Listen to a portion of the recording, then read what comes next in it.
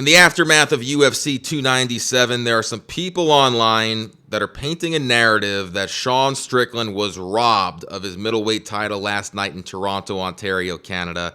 I don't necessarily agree with that. We're going to talk about that here today and recap. It was a pretty solid night of fights from UFC 297 last night. We saw the crowning of two new champions with Raquel Pennington and Dricus Du Plessis. And in the next few weeks, I am going to be posting two separate Mindset of Champions videos on both Pennington and DDP, where I'll talk about their mindset and their psychological journey, what makes them effective, what makes them great mentally, and how that led to them accomplishing their dream last night of winning UFC gold. So I won't talk too much about that here today. We'll get into that a little bit, but I'll save that for those two videos. But let's get into my thoughts overall on UFC 297. I went 7-5 on picks, but the thing is, those picks that I got wrong, some of them were pretty questionable. I don't understand how Garrett Armfield got that decision against Brad Katana, so I'm a little salty about that one.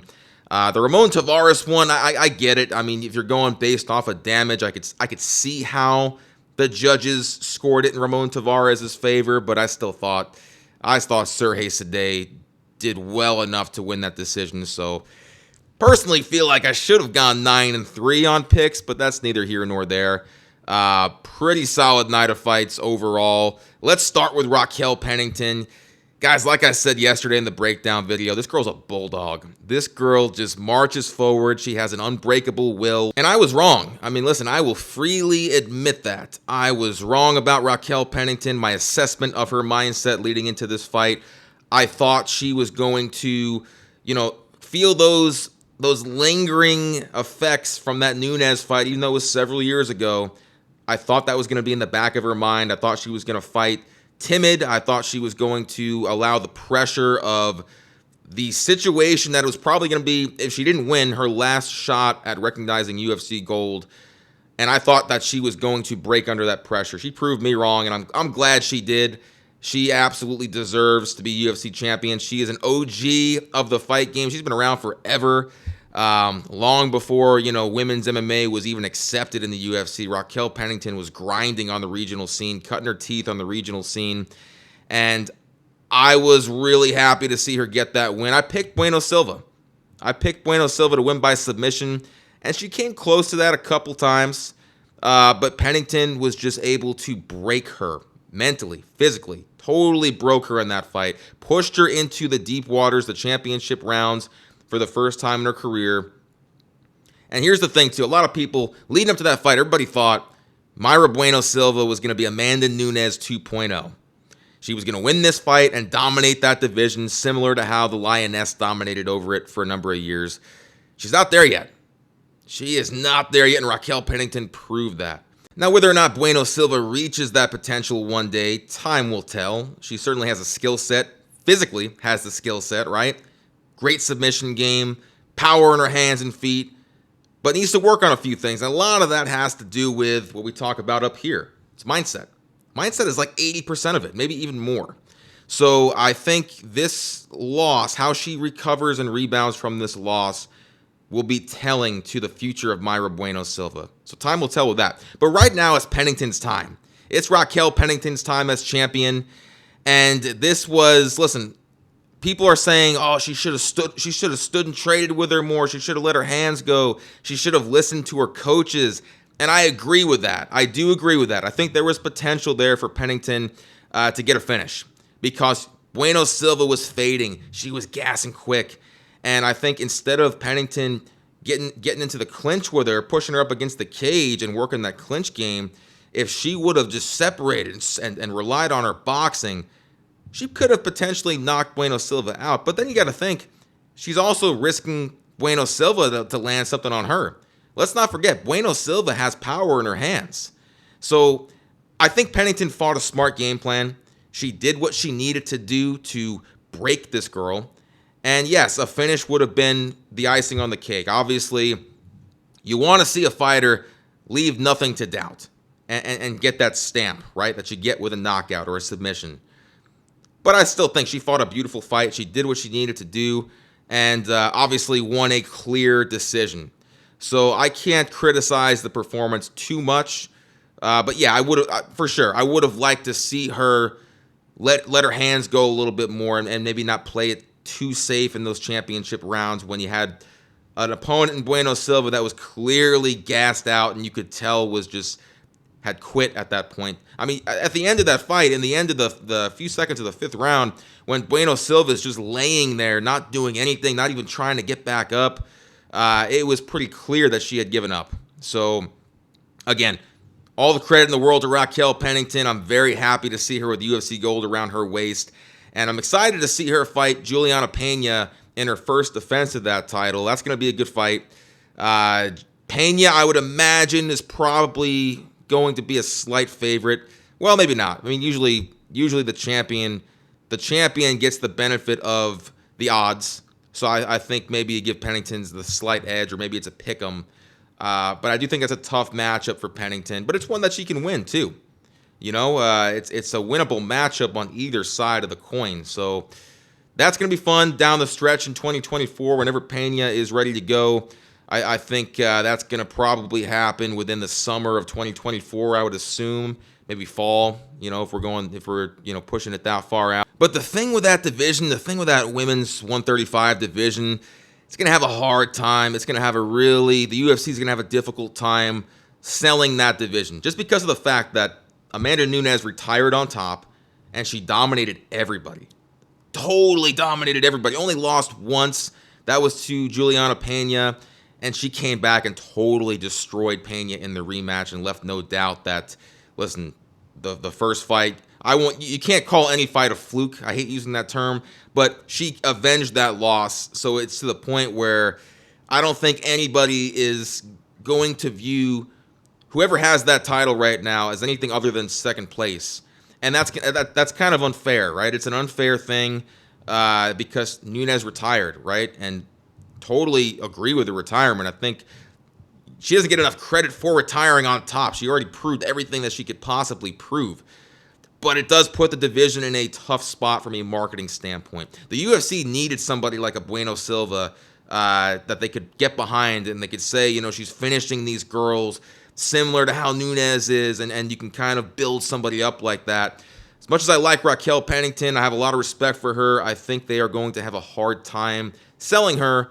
So you're going to have to put her on co-main events for the most part, and you're going to need a strong marquee matchup in that main event spot to really, if you're trying to sell pay-per-views. But again, listen, it's not a knock on her at all. She's doing what she needs to do. And I look forward to seeing her first title defense. If it's against Juliana Pena, whoever it's against, I'm looking forward to seeing it. All right, let's talk about this Sean Strickland, Dricus Du Plessis fight. Thought it was a great fight. Thought it was a fun fight. But it was also a very close fight. And look, I get it. I understand to an extent why some people are up in arms about this. I also thought Sean Strickland won the fight. I thought Sean did enough to keep his belt. I had it 2-2 going into the championship round, and I did think Sean Strickland did enough to win that 5th round. So I was surprised to see Bruce Buffer announce Dricus Du Plessis as the new middleweight champion. But I wasn't upset about it. A lot of people are upset about this. And look, I understand Sean Strickland has become, ironically, one of the most beloved fighters on the roster. People love this guy because he speaks his mind. And he's a man's man. He just shows up there and he just doesn't give a shit who's in front of him. He's gonna press forward. He's gonna fight, and he just loves to throw hands, loves to step in there and test himself against whomever he's in there with. And then he says the craziest, outlandish things on the microphone. That again, I don't necessarily agree with a lot of that stuff, but I can see why he's so beloved, and I can see why people get behind him. I also. People are talking about, the commentary was kind of biased towards Dricus in that fight. I saw that too. There were some things that Strickland was doing really, really well in that fight, particularly his boxing, his jab. His jab was beautiful, that he used to basically shut Dricus's left eye, totally swole up his left eye with that beautifully timed jab. His boxing defense was crisp. I mean, Dricus was not able to land anything really significant on Strickland in that fight. And yes, he did get some shots in. He did make adjustments later in that fight, and I think that, we'll talk about this here in a second. Those adjustments helped him get that decision. I don't agree with it, but I could see where the judges were coming from, right? But the commentators, I don't think, gave Strickland enough credit. Dominic Cruz, Daniel Cormier, John Anik, I don't think they talked enough about how good Strickland looked early in that fight, and even in the fifth round. It was all about Dricus making those adjustments. Dricus is getting closer and closer to landing that shot. Dricus's takedowns, and I agree, Dricus did look good, but so did Sean Strickland. So I get it. I understand why people are painting this narrative that it was a whole conspiracy theory, that the UFC doesn't want Sean as champion. I totally disagree with that, because I don't think Dana White does not give a shit. Dana White doesn't give a shit. Media reporters will ask him in every press conference, don't you think you should hold these guys to a higher standard? Don't you think you should tell them that, they shouldn't talk about people's families and this and that, the other thing? And Dana White's a free speech guy. He doesn't care. This is the fight business. He said that time and time again. So granted, Dana White doesn't have full control over the UFC. They also don't have total control over the judges. People don't get this. It's the athletic commissions. The athletic commissions have control over the judging. Has nothing to do with the UFC. Do I think there might be some corrupt things that go on behind the scenes, particularly when it comes to the betting side of it? I wouldn't be surprised. I absolutely would not be surprised. I'm not saying there's nothing shady going on there, but when people paint this narrative that the UFC doesn't want Sean Strickland as champion, totally disagree with that. Because why, if that was the case, why would they have used that whole footage of him brawling with Dricus in the crowd as the pre-fight hype leading up to this, and all of the promo packages and the countdown show?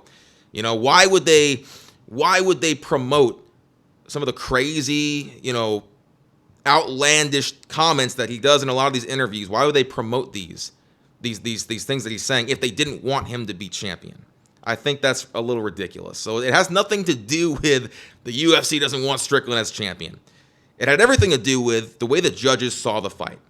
So let's talk about this. Now, Sean Strickland, in my opinion, outstruck Dricus Du Plessis. The numbers will show that. People are quick to share those numbers, man. They're like, look, Strickland, he landed more significant strikes. He landed more strikes in general. This is a robbery.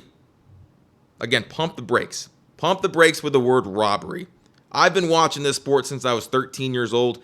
I have seen some robberies before. Lyoto Machida against Shogun Rua in 2010 was a robbery. Shogun Rua absolutely won almost every single round. And somehow, without doing anything, without landing anything in that fight, Lyoto Machida walked away with his title. That's a robbery, folks. This is not a robbery. If you want to call it a bad decision, I'll agree with that. I thought Strickland won, and particularly, I thought it was surprising because usually in those close championship fights, usually the champion will keep his title. It's that old saying of to be the champ, you have to beat the champ. I don't think Dricus really beat the champ last night, but he did win, at least according to the judges, and he is our new middleweight champion. And let's talk about the things that Dricus did where you can make an argument that he won. So for starters, what is the number one judging criteria now when it comes to how these judges score fights, right? It's damage. It didn't used to be this way. They used to weigh control time over everything, but now it's who inflicted the most damage. And damage is subjective. It's very subjective, right? And it's really, a lot of times it comes down to visually, what are they seeing? Who looks like they are in worse shape after the fight than they were before? Sean Strickland absolutely inflicted a lot of damage on Dricus Du Plessis, right? I mean, to the point where his entire left eye was swollen. You know what I mean? But Dricus was able to cut Sean, I believe in the third or fourth round, and Strickland was bleeding like a crimson mask. And that was kind of where the table started to turn a little bit, right? And look, you can say, well, that wasn't, Strickland was still pressing forward, though. He was still countering Dricus. He was still outlanding him. I agree. But again, when we talk about damage, it's a subjective thing. Whether it's right, wrong, or indifferent, that's what these judges are asked to do. They're asked to score a fight based on damage. Now, other things here too. Dricus Du Plessis took Sean Strickland down 6 times in that fight and had 2 minutes and 8 seconds of control time. I can already hear the naysayers right now rolling their eyes and saying, oh, well, he didn't do anything with those takedowns, though. He didn't do anything. First of all, you have no idea how hard it is to take somebody down. If you've never wrestled before in your life, you don't understand that. And yes, I agree. If you just take somebody down and you're not able to advance into a dominant position for a lengthy period of time and work towards either a submission or work towards a ground and pound situation where you can get a finish going with strikes from the ground, you shouldn't score it that highly, right? But you still score takedowns. You have to score takedowns. And yes, Sean Strickland did manage to get back to his feet each and every single time. But you can't just ignore the fact that Dricus Du Plessis took this man down 6 times. You can't. You just can't do that. Close fight, guys. It was a close fight. I did score for Sean Strickland. I'm sitting here telling you guys this right now. I thought Sean Strickland won that fight. Am I upset that Du Plessis was announced as the winner? Absolutely not. Because I'd love to see the rematch. I would love to see them run it back. I'd love to see that for UFC 300. That would be, listen, UFC 300 is absolutely loaded right now. It is stacked from top to bottom. Imagine you put this as the main event for that card. A card that already has Max Holloway fighting Justin Gaethje, and also has Weili Zhang fighting Yang Zhou, if I'm pronouncing that right. Bo Nichols on that card. Aljamain Sterling's on that card. Charles Oliveira's fighting Arman Tsarukyan. That is a stacked card, one of the most stacked cards ever already. So I'd love to see that for UFC 300 in April. But regardless, I think they should run that back. And usually I'm against seeing an immediate rematch with a champion that didn't have a lengthy title run, that didn't have multiple title defenses. Because I feel like, I get it. Like, okay, I'll use this example. Izzy Adesanya. I understand why Izzy Adesanya was given a rematch after Alex Pereira knocked him out, right? Because he was on such a run, he was dominating that division, that he had earned the right to get another shot at his title right away without having to fight, the number 1 contender or somebody ranked in the top 5 first. Usually, though, like in Strickland's case, right, he didn't have a title defense, right? He lost his first title defense. But I do think because of how controversial it was, at least people are talking about it online, how controversial it was. There's interest there. There's intrigue there. You can sell this rematch. I say do it, man. Let's do it. Let's go. Let's do Strickland, Du Plessis 2. If it's UFC 300, awesome. If not, do it down the line this year. Do it in the summer. Obviously, Khamzat Chimaev is still in the wings there, right? But Khamzat Chimaev hasn't beaten a ranked middleweight yet. I mean, let's be honest. I like Khamzat. I think Khamzat Chimaev is a beast. But beating Kamaru Usman off the couch, and a Kamaru Usman that has never fought at 185 before, I don't think that gets you a title shot, if I'm being totally honest. So let's do it. Let's do Strickland, Du Plessis 2, and hopefully, we silence any doubt there, one way or the other. We get a definitive winner this time. With that being said, those are my thoughts on UFC 297. If you like this video, please be sure to hit that subscribe button. Give this video a thumbs up. Ring that notification bell because we've got a lot of content coming your way in the next couple of weeks. I got the Mindset of Champions for Raquel Pennington and Dricus Du Plessis probably coming out later this week, so be on the lookout for that. But until next time, guys, let's unleash greatness. Boom!